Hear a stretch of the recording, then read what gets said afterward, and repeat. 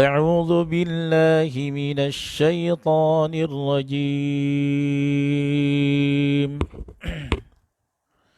بسم الله الرحمن الرحيم.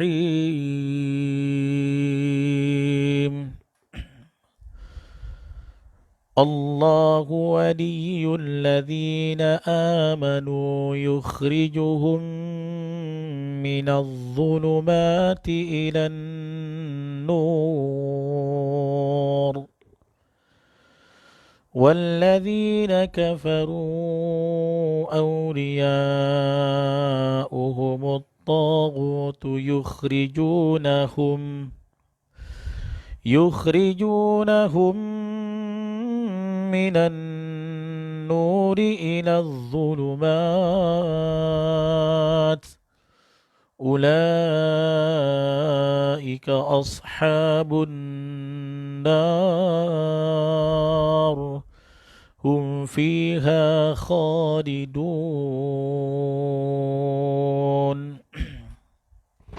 Baik. Nah, itulah yang kita baca barusan, surah Al-Baqarah ayat 257. Kalau antum ada yang baru bergabung, silakan dibuka segera mushafnya. Kita akan membahas pada kesempatan sore ini tentang ayat ini. Nah, ikhwah fillah rahimakumullah, di ayat 257 ini Allah mengatakan Allahu waliyul ladzina amanu, ya. Allah adalah wali, pelindung untuk orang beriman, ya, untuk orang-orang yang beriman. Jadi kalau kita beriman kepada Allah, Allah pelindung, ya. Kalau Allah sudah jadi wali, apa yang Allah berikan? Ya, salamah, keselamatan, afiyah, kesehatan, ya. Usima minal musibah, dilindungi dari musibah. Kalau Allah sudah jadi pelindung, bayangin. Kalau ada satu pejabat, ya, atau satu orang besar, orang kaya atau artis, dia itu kalau punya bodyguard, ya, badannya kekar besar, dia merasa ada yang melindungi, aman dia. Ya, aman dia. Kenapa? Merasa ada yang melindungi. Nah, ketika seorang muslim dia ada zat yang paling terkuat di muka bumi ini melindungi dirinya, maka tentu akan menjadi sebuah kenyamanan hidup bagi dia. Ya. Dan kalau orang pejabat, artis punya bodyguard pelindungnya adalah manusia yang kuat, ini kalau yang melindungi Allah Subhanahu wa taala bukan hanya keamanan, bahkan kesehatan, ya, keselamatan, ya, kafahullahu rizqah. Allah akan cukupi rizkinya itu kalau Allah sudah jadi pelindung, ya. Tapi kepada siapa Allah akan jadi pelindung? Hanya lilladzina amanu, kepada orang-orang yang beriman, ya. Karena itu di sini Allah mengatakan Allahu waliyul ladzina amanu. Allah pelindung orang-orang yang beriman. Nah, apa kata Al-Imam Ibnu Katsir dalam tafsirnya? Beliau mengatakan yukhbiru ta'ala annahu yahdi manittaba'a ridwanahu subulas salam, ya. Di dalam ayat ini Allah sedang memberikan kabar bahwa sesungguhnya Allah akan memberikan petunjuk kepada orang-orang yang mengikuti keridhaannya dengan berbagai macam jalan, ya.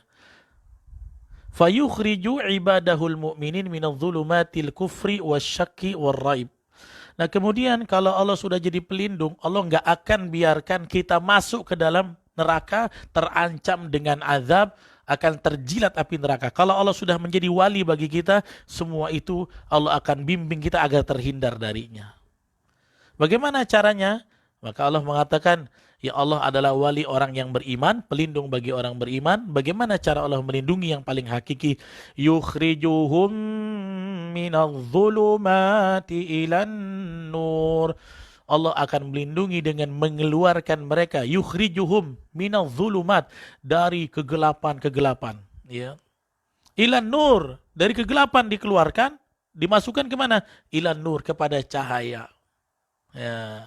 Yang menarik, Al-Imam Ibnu Katsir mengatakan, kenapa di dalam qawaidun nahwiyah, dalam kaidah nahwu sharaf, di dalam ayat ini Allah menggunakan kata zulumat dengan sigot jamak, ya. Karena kalau tunggalnya kan zulmun, ya, kegelapan, ya. Zulumat itu artinya kegelapan-kegelapan. banyak. Allah keluarkan kita dari berbagai macam kegelapan.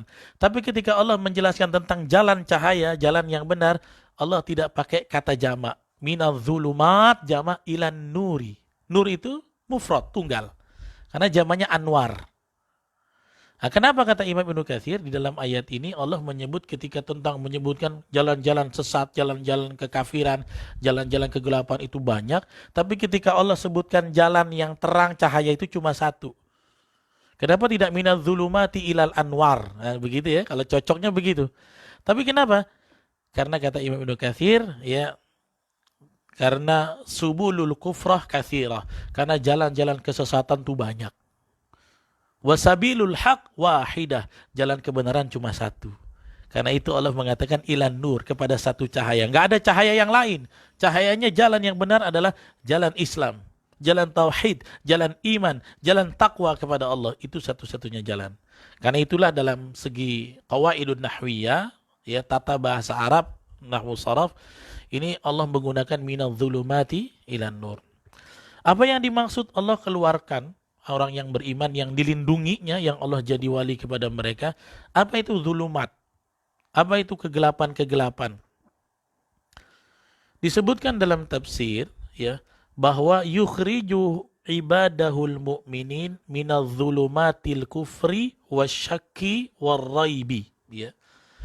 Ketika Allah menjadi pelindung kepada seorang beriman, Allah akan keluarkan dia, hamba-hambanya yang beriman, dari kegelapan kesyirikan, dari keraguan-raguan, dari kegoncangan, dari, ya, syak, dari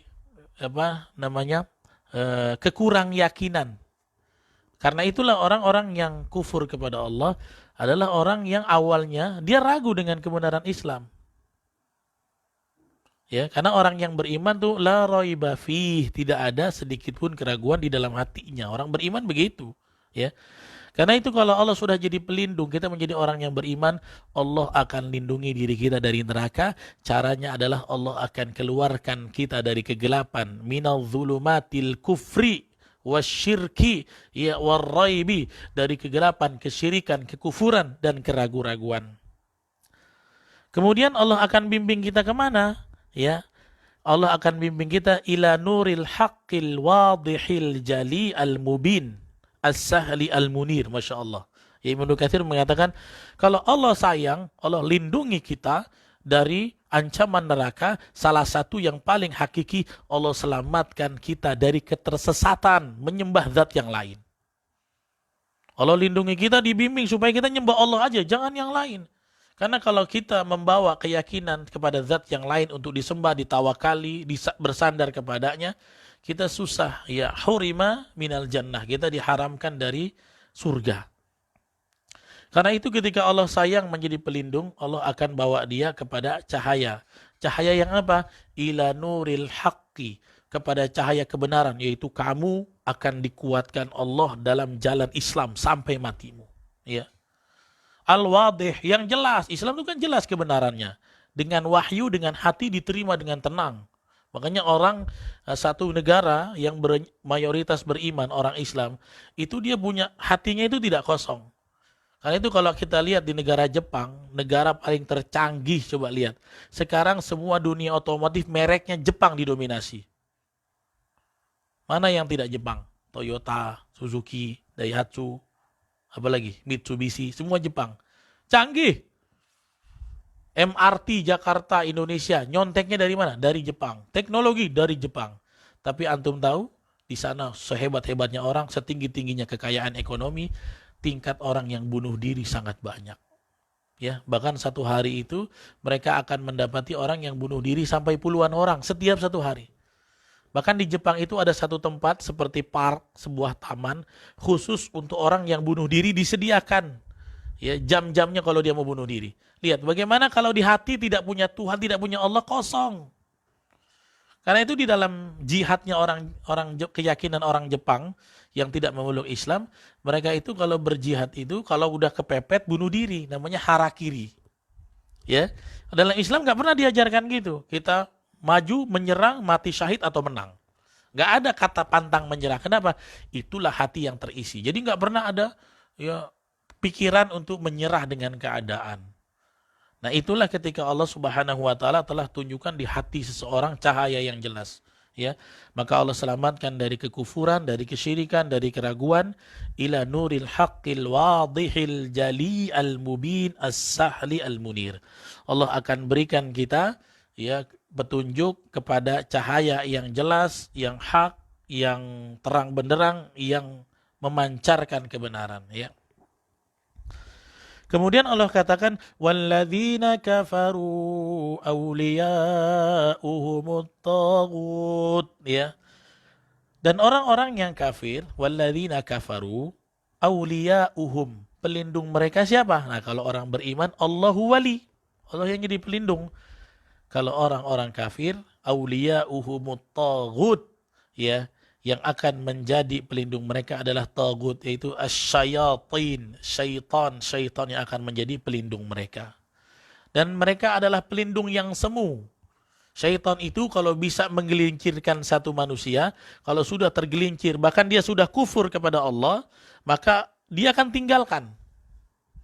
Ya, dia akan tinggalkan.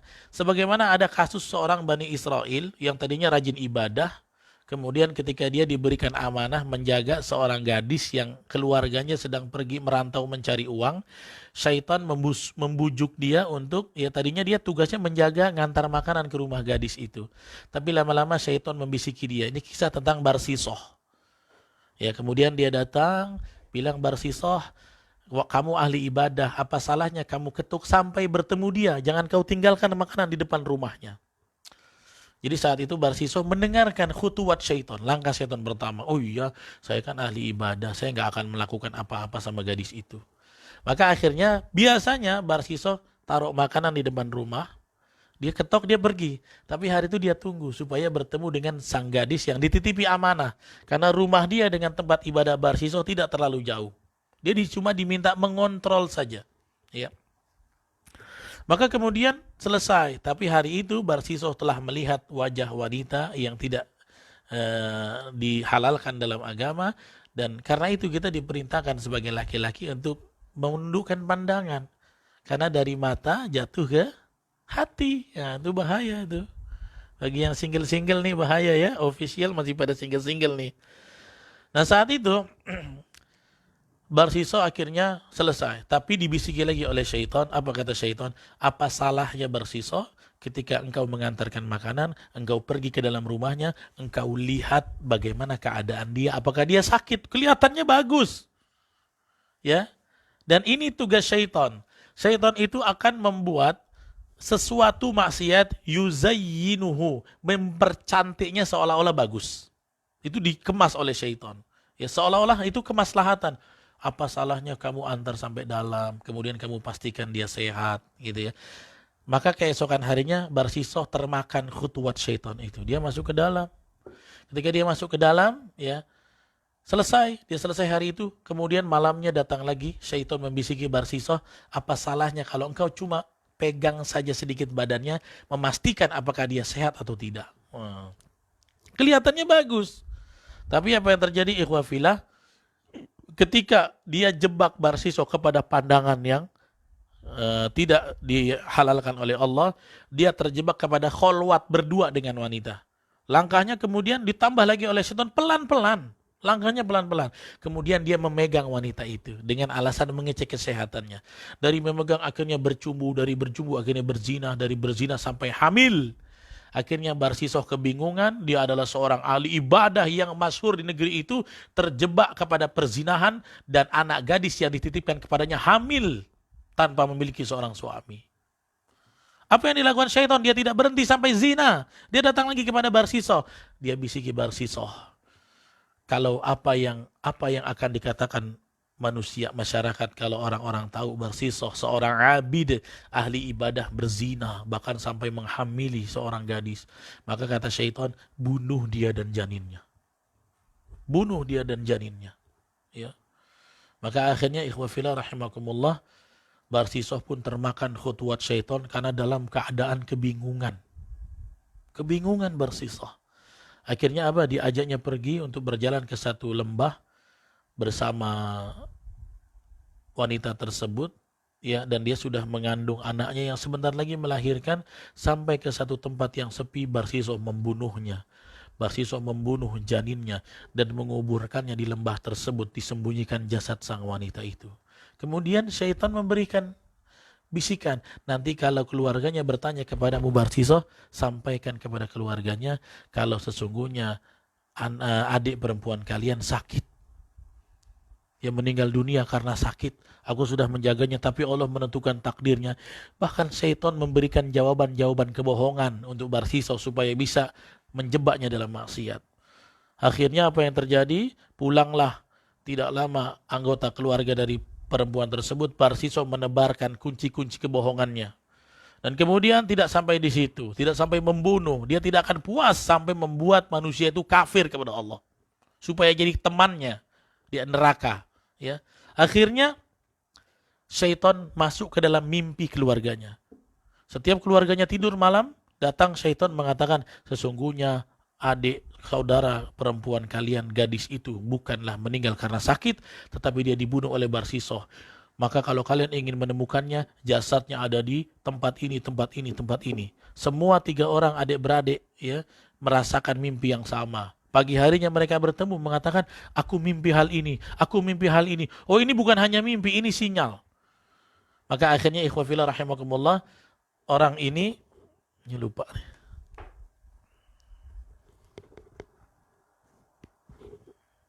Ya.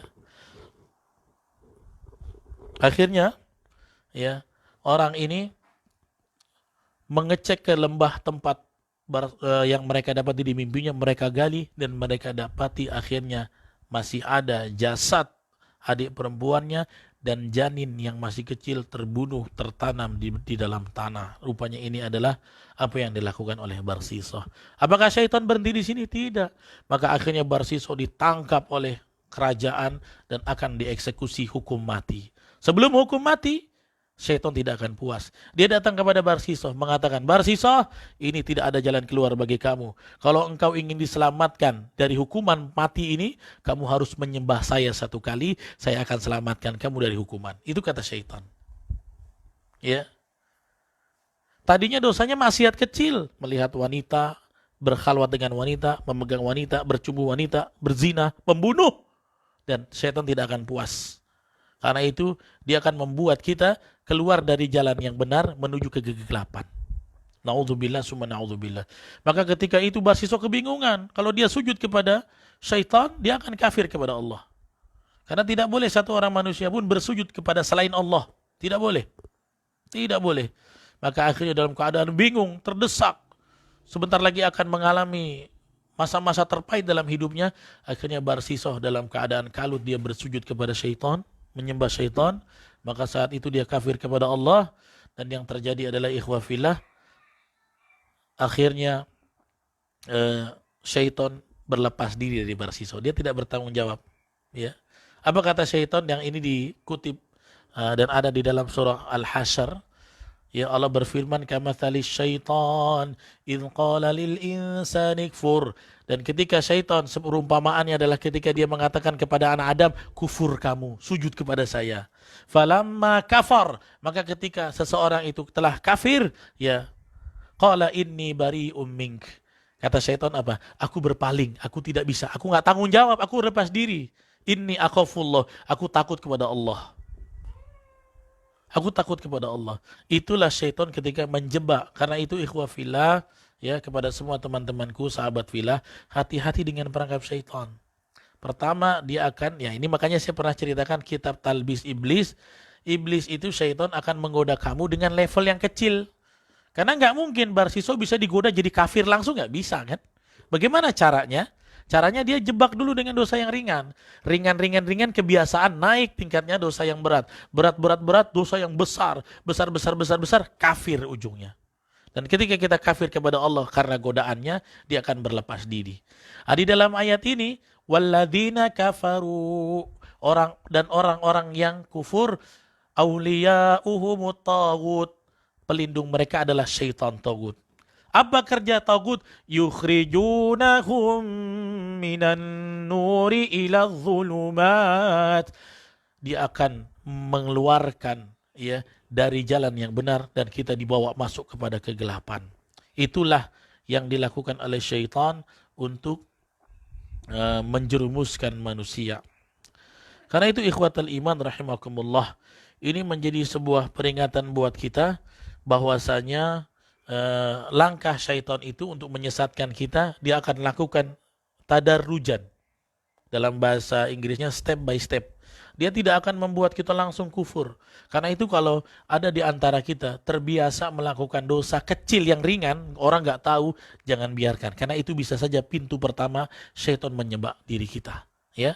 Karena itu ketika Allah bilang jangan ikuti syaitan, bukan jangan ikuti syaitan langsung. Tapi Allah bilang apa? Jangan ikuti langkah-langkah. Karena dia punya langkah. Ayatnya apa? Wala tatabi'u khutuwati syaitan. Jangan kamu ikuti khutuwat. Ya. Mufradnya khutwah. Khutwah itu langkah-langkah. Jangan kamu ikuti. Harus kita langsung cut supaya dia tidak membawa kita kepada dosa yang lebih dahsyat lagi. Ya.